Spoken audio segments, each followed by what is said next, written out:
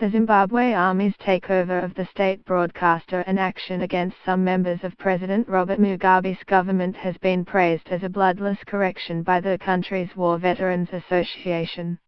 Chris Musvegwa, chairman of the War Veterans Group, told the Associated Press in Johannesburg that Army General Constantino Chiwenga has carried out a bloodless correction of gross abuse of power.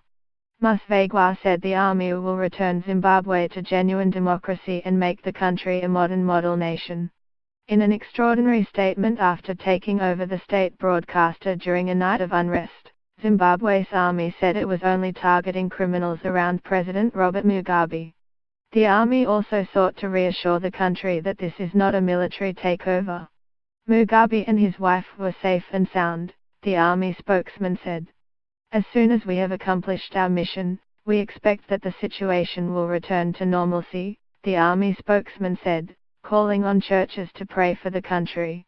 He urged other security forces to cooperate for the good of our country, warning that any provocation will be met with an appropriate response. Overnight, at least 3 explosions were heard in the capital, Harare, and military vehicles were seen in the streets. On Tuesday, AEDT, the army commander had threatened to step in to calm political tensions over the 93-year-old Mugabe's possible successor. The ruling party accused the commander of treasonable conduct.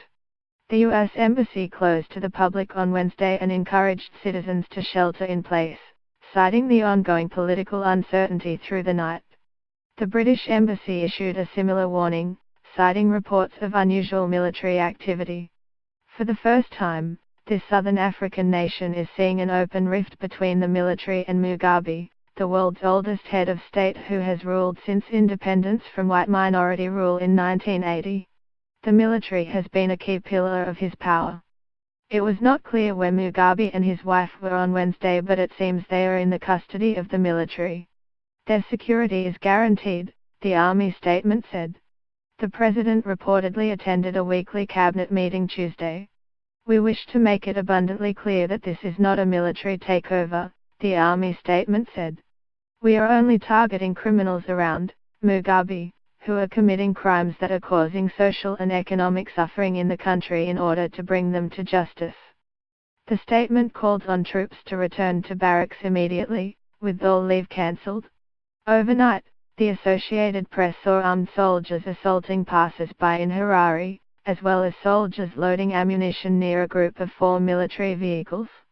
The developments came several hours after the AP saw 3 armored personnel carriers in a convoy heading toward an army barracks just outside the capital.